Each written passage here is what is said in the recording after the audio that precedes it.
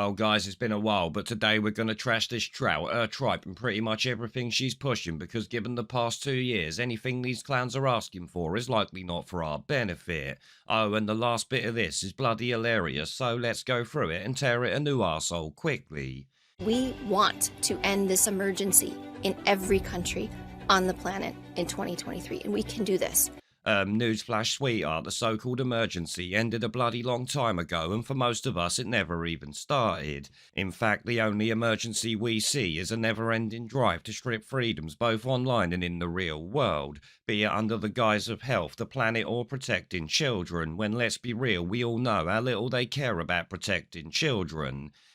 Mr. Speaker, floating offshore wind projects in the Celtic Sea will contribute to our net zero ambition. It's much like we also know their net zero tripe has nothing to do with the planet, as we're the carbon that they want at zero. This is why we all say bollocks to her plan and all of their plans, let's be honest. So what we are asking all member states, all countries around the world to do is to reassess their situation. Have a fresh look at what you're doing and look at what needs to be adjusted.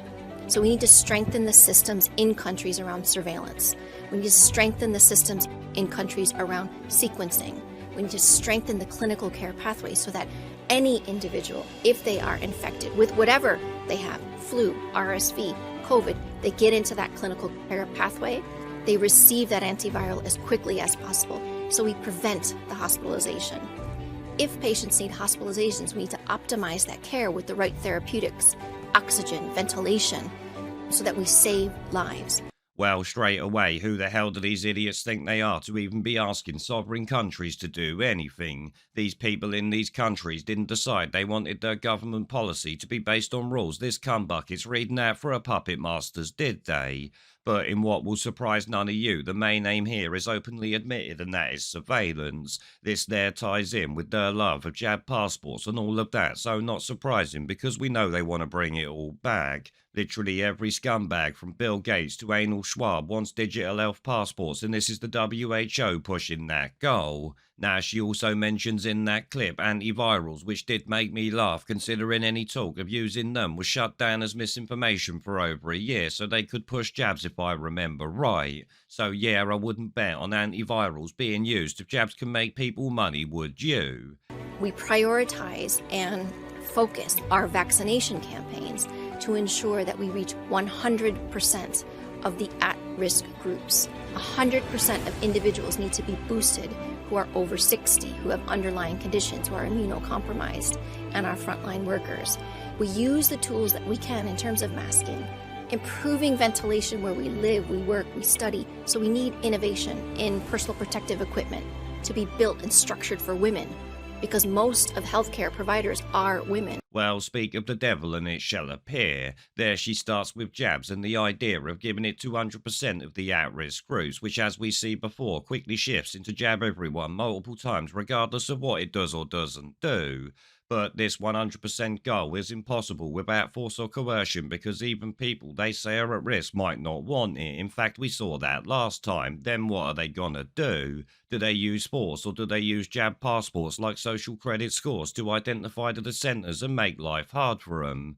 Then, of course, you hear her mention masks, which at this point I was sure had been proven useless, but maybe I'm wrong. They move at the speed of science after all, don't they? We had to really move at the speed of science. Now, following her calls for more masks, we get the ever-inclusive nonsense of making things for women because they need something different, apparently. Well, unless that woman used to be called Frank, of course. We need new and updated vaccines that focus on preventing infection and transmission. We need to understand more about the different types of public health and social measures. Oh, so now they need updated jabs that focus on preventing infection and transmission. Like she's saying, the last ones didn't do what they said on the tin. But of course that can't be true, can it? Remember, they followed the science and made a perfectly safe and effective jab as they told millions of people, who they then coerced into getting it so they could go on holiday or to work. Yeah, that makes me wonder why they need a new one if the last ones were so bloody great. Oh, and I also have to wonder who she's looking at off to her left when she said the last little bit of that. That focus on preventing infection and transmission. So who is coaching you there, love? Why ain't they brave enough to do it themselves? Or do they think sending out a bit of skirt will stop us calling out your bullshit? Because obviously it bloody won't. So, jog on. Anyway, let's move on though, because the last part here tickled me like I said at the start. And we really need to build trust.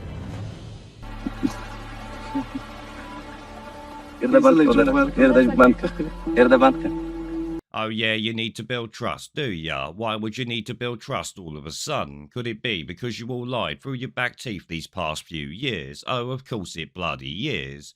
Well, I'm happy to say for millions of people, you tosspots will never do that thanks to what you've done in those past few years. Trust is earned, and once destroyed, it never comes back. So for me, like I said, it's a flat bloody no. Get fucked every time, sweetheart.